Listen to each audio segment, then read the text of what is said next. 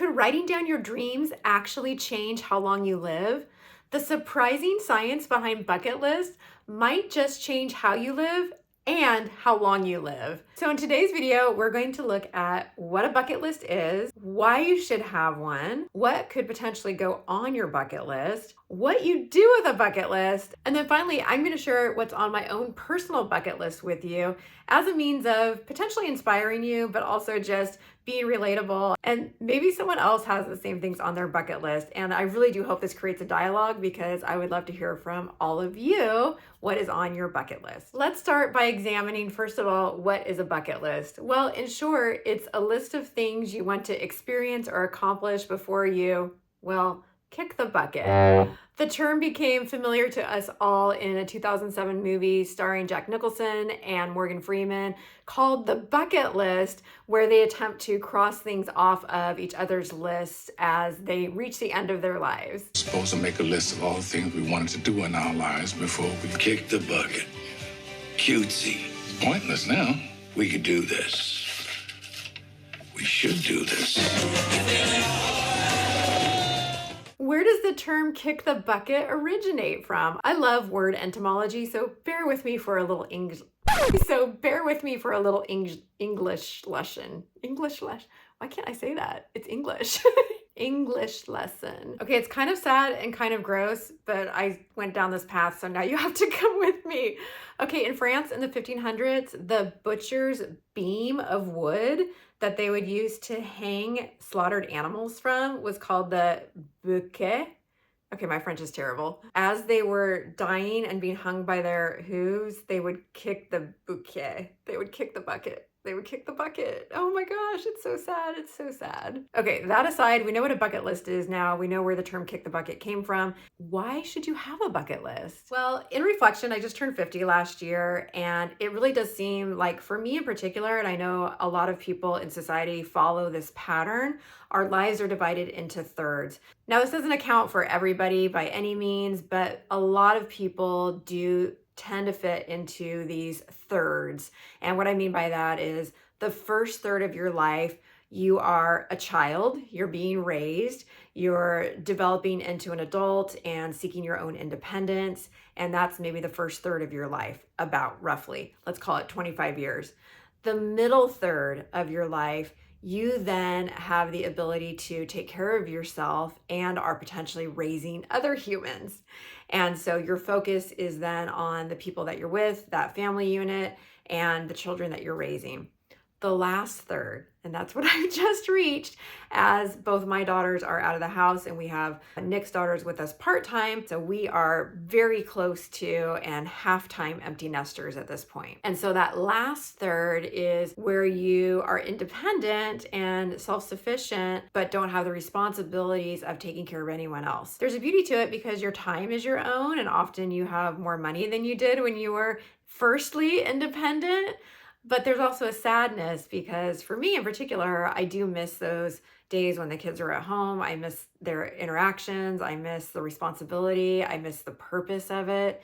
And there's a lot that makes you question, are the best days behind us? I don't know if that's a familiar sentiment for any of you that are in a similar stage of your life where your children are out or in the process of moving out and wondering what your sense of purpose is. On a personal note, for me, it was also during this time as my children were reaching maturity and getting ready to leave the house that my ex-husband and I split up after 25 years. So there was an additional grieving for me of not only the children leaving, but also my marriage failing. According to a study published by the Journal of Marriage and Family, couples are 40% more likely to divorce after their children leave home. And so I was part of that statistic. So all of this causes some introspection and reflection. Were those the best days of my life? Do I have anything to look forward to? What's interesting, I mentioned this a minute ago, is in my industry, which is real estate marketing, we have real estate agents who are business owners of themselves. They're independent contractors who hang their license with a brokerage, but they are responsible for their own marketing, their own expenses. We usually find real estate agents that fall into one of two camps as business owners. They either have more time than money or they have more money than time. It isn't often that you find people that have an excess of both. It's usually one or the other. That also applies to these stages. In that initial third, as a child and young adolescent, you have your life ahead of you. If you have any money, you're making minimum wage in your first job and you've got all the freedom and time in the world, and you start your real job, but it's so expensive to get a house and expenses, and you move out and barely making ends meet. Again, this is my story. I know this isn't the same for everybody. Some of you probably made a whole lot your first job, but for me as a young married person, and even when we had our kids were small, money was very tight. And it wasn't until the last 10 or 15 years or so in my career that I started to make more money to become a little more comfortable. Now, what am I missing? Time.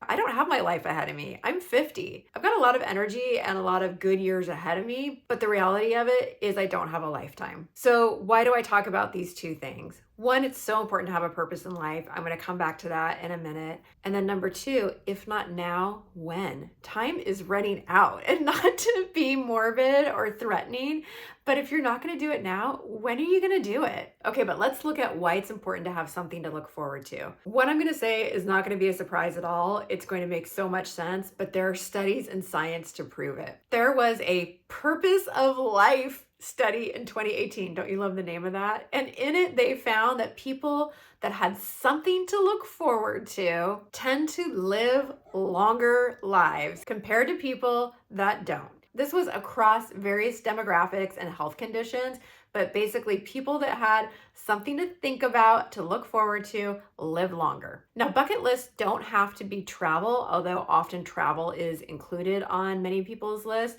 And here are some studies I read about travel. Now, I am still working full time, and so when I travel personally, I have to take vacation days. But here's what those studies found. A 40-year study by the European Society of Cardiology found that people who took 3 weeks vacation per year or more had a 37% lower chance of dying. Oh my gosh, take your vacation. Here's another study. It found that women who took at least 2 vacations a year had a lower risk of heart disease and heart attack. And here's one more. Another study found that men who didn't take at least 1 vacation a year had a 20% higher risk of death and a 30% higher risk of dying from heart disease. Okay, we gotta take our vacations. So number one, you need a bucket list because you need something to look forward to. It's going to help you live longer. And if it's vacation and travel, it's going to reduce your risk of dying. My goodness. Second reason to have a bucket list. And I know from my demographics of who watches me that you are, for the most part, my age and in many cases older. I'm so glad you're here and I love all of you, but we're not getting any younger. The proverbial having no regrets on your deathbed, that could happen. And again, I'm not trying to scare you or be morbid, but like that's real. That's the reality of being at this point in our lives. Okay, you want to hear something really funny? I was curious, like how many people die on a deathbed? You know that proverbial, I have no regrets on my deathbed. You know what Google AI told me? By definition, everyone who dies on a deathbed, meaning all deaths occur on a deathbed, as it simply refers to the moment or place where someone passes away. Thanks, Google AI. Okay, the number 3 reason you should have a bucket list is not science-based. This is purely anecdotal, but I do know it's a topic that comes up periodically. It's like that question, if you could invite 3 people to dinner, who would it be? Well, are they dead or living or, what time period, whatever. But you've heard that question before, right? It's one of those questions that people bring up when they're trying to break the ice or get to know people better, or you're drinking, any one of those reasons. What's on your bucket list is one of those questions. And it's really good to have some answers already so that you don't sound like a dud. So, it just makes for interesting conversations. And then once you know what's on yours, you can start asking other people. You can share. Maybe you'll hear something on their list that you want to add to yours or vice versa. Maybe you both want to go to Australia and you could plan a trip together. But number 3 reason to have a bucket list is it makes really interesting conversations. Okay, I hope I've convinced you to create your own bucket list if you don't have one already. It just takes a couple of minutes and it's a fun exercise. I always think it's fun to do in the beginning of the year, which is when I tend to reset goals, look at finances, and also plan vacations.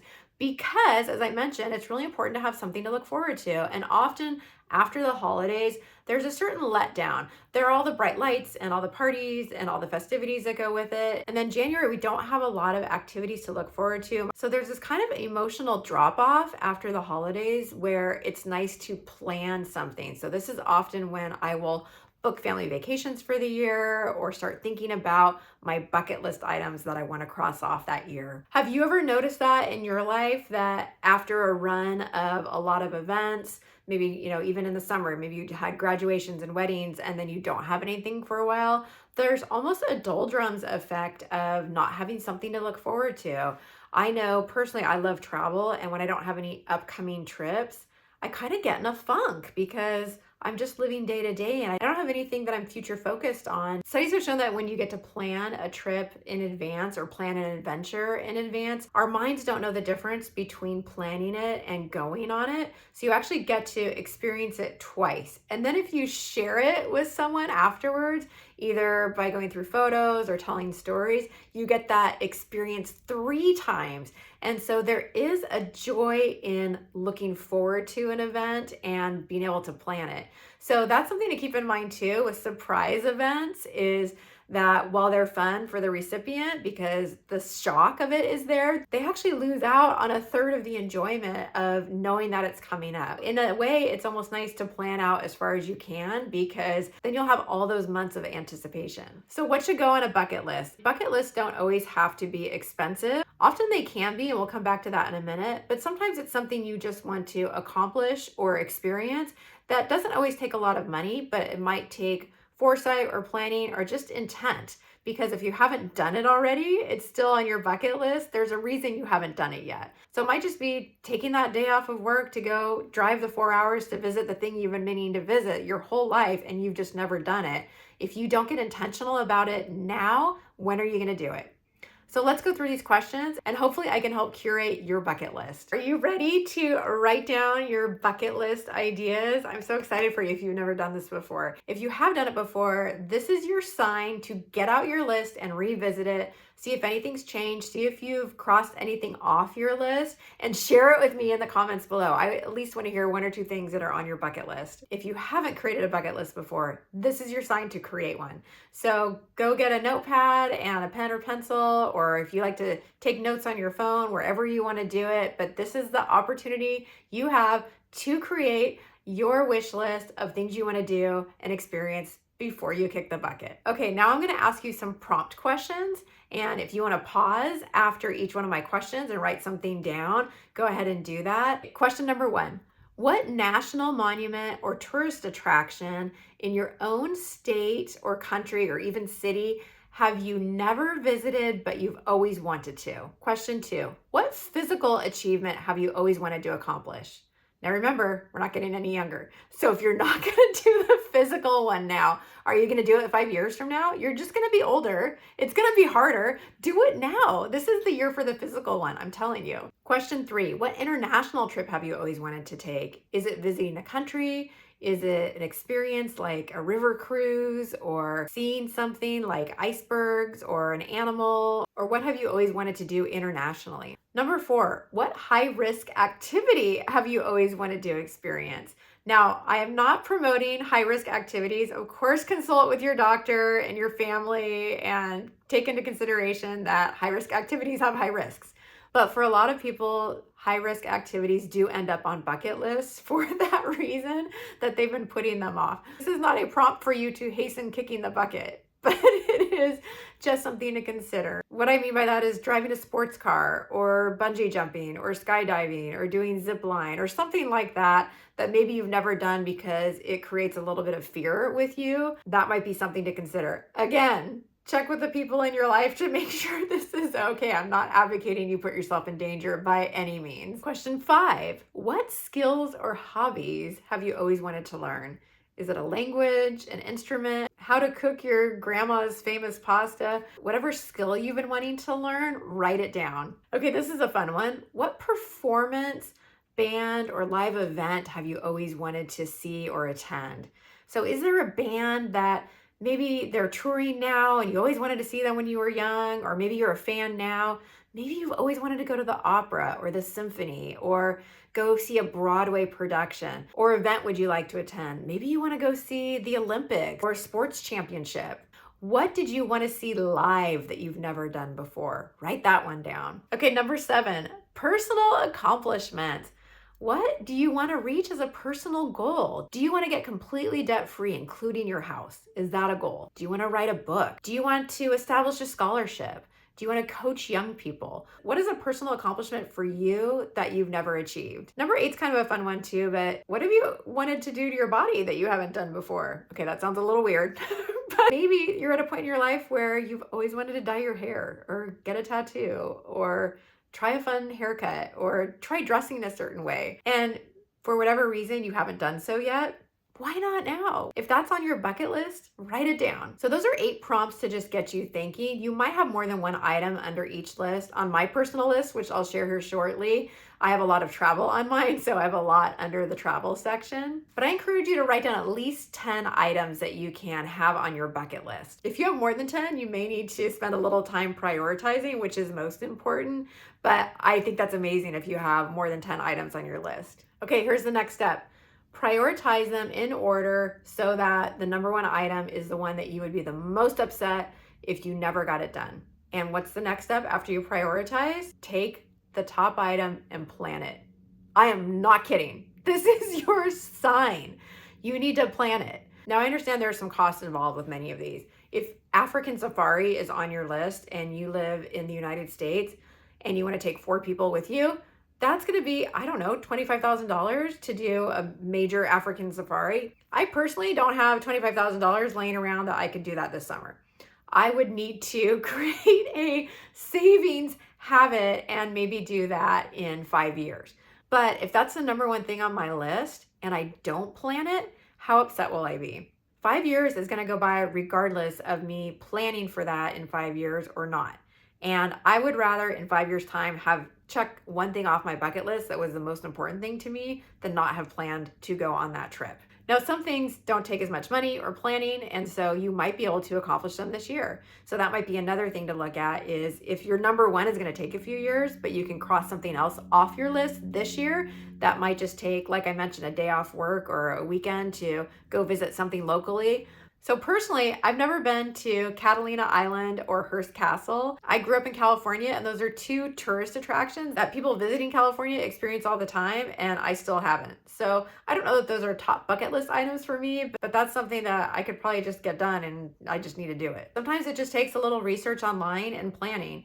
Maybe the band you want to see isn't playing in your hometown, but it would be a short flight or drive to go see them somewhere else. And with some planning, you could mark off one of your bucket list items. It may seem challenging, all the effort to plan these out and to strategize something that may not happen for 5 years, but for the reasons I described previously, I do think it's worth it. If you're enjoying this content, I would love for you to consider subscribing. I am always trying to improve myself, get better, try new things so that I can live my best life in my 50s and beyond, because I want something to look forward to, and I believe that my best years are ahead of me. If you'd like to join me on my journey, please consider hitting that subscribe button so you can be alerted when I post a new video. Okay, I promised to share what's on my bucket list. Maybe it'll inspire you. Maybe you'll think it's silly, but this is my bucket list. Go write your own and then tell me about it. I can't wait to hear what yours are. This is from a book called 500 Writing Prompts. I do love writing. I thought I would be a writer when I was growing up. I don't write as much as I used to, but I used to journal like hours every day. So I wrote this in 2017, and it's 9 items on my bucket list. So I will share with you now. So number 1 is visit all 50 United States. I'm currently at 47, so I'm really close. I have left Iowa, Kansas, and Missouri. Number 2 is to see my daughters grow up and start their families.